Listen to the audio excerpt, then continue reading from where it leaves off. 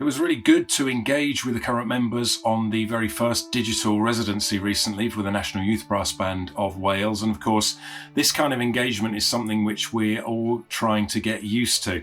It's difficult to do, but it is really important to keep that link. And so it was really good to keep touch with the young members of the National Youth Band of Wales.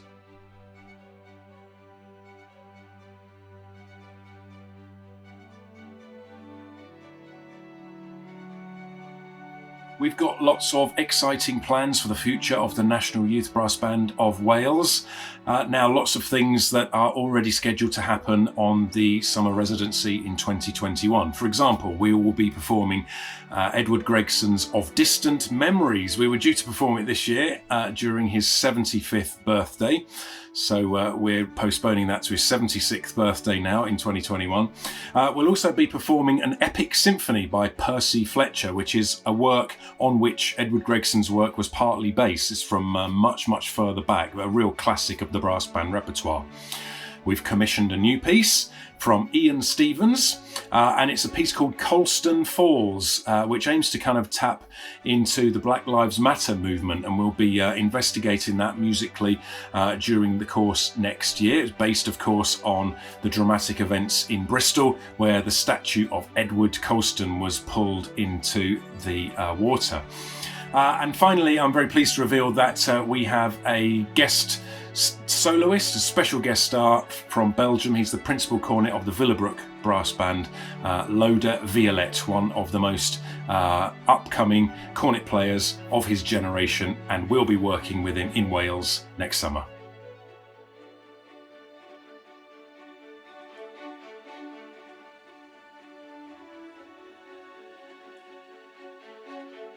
Next year will be my third year in a row leading the National Youth Band of Wales. That puts me in an especially privileged position, particularly to be able to develop some real meaningful relationships with the young people of the band, to watch them kind of grow as musicians, but also as humans too, and to kind of have some kind of influence on that. Very privileged position, like I say.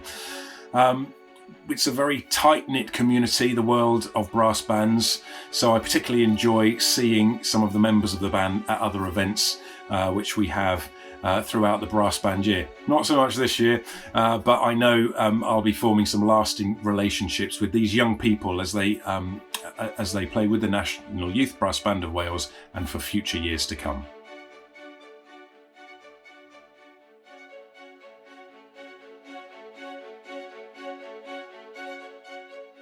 Like all other arts organisations, at Cory Band, where I'm the musical director, we've been trying to come up with ways to innovate and adapt to these new circumstances. We've done all sorts of online activity. We've done lots of virtual performances where the players play in their own houses and we edit them all together. We've given educational workshops online, attracting people from all over the world. And we've even held our own online brass band championships where we got 70 bands from around the globe to battle it out. Everyone loves a brass band contest. And my advice to anyone who is trying to cope through these times is try and be motivated by small goals and objectives. There are lots of initiatives going on led by bands like Cory and other musical groups as well, so I really advise you to get involved with those, sign up for those. It gives you something to motivate yourself for, something to work towards. Don't lose the faith, because this will be over one day, and you need to be in good condition so that when the world of live performance comes back to us, you're raring to go.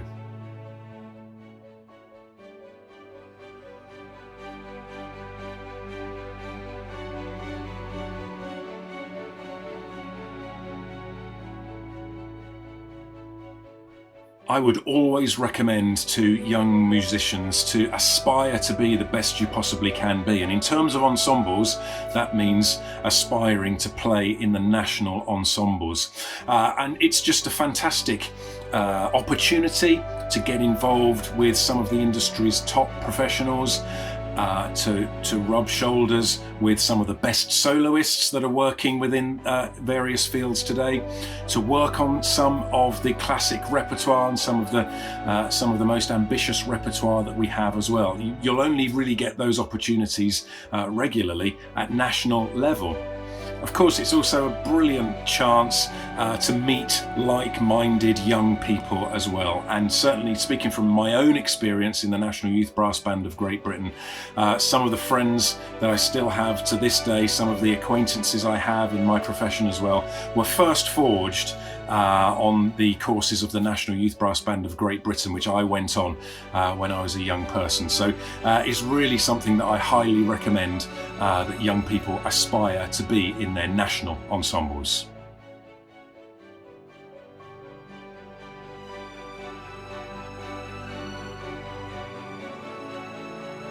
I myself did 7 courses with the National Youth Brass Band of Great Britain from about the age of 15 onwards. And for someone growing up in a really non-brass band area of the UK down in southeast England, this was an absolute eye-opener for me. I'd never come across this type of quality of brass musicianship before. And so it was a really important step along the road for me to becoming the conductor that I am today. For me, music started very, very much before then, when I first went to see the film Star Wars in the cinema. And I came out of the cinema as a very young boy of 7 years old, I think, proclaiming that this was something that I wanted to do. And I was talking about actually playing the trumpet. As it turned out, I never played the trumpet, but I did get involved with brass bands at that age. And of course, now being part of this exciting world of brass music, which was the first thing that very inspired me at the age of 7, is now something that I'm lucky to be able to do every day of my professional life. I'm really looking forward to seeing all of the members of the National Youth Brass Band of Wales next summer, both those that are returning to the youth band, and of course I'm looking very much forward to meeting the new faces in the ensemble as well. We've got a lot planned for you, and I particularly want to wish good luck to those of you that are doing your auditions in the next few weeks. Fingers crossed that I will see you on the National Youth Brass Band of Wales Summer Residency in 2021.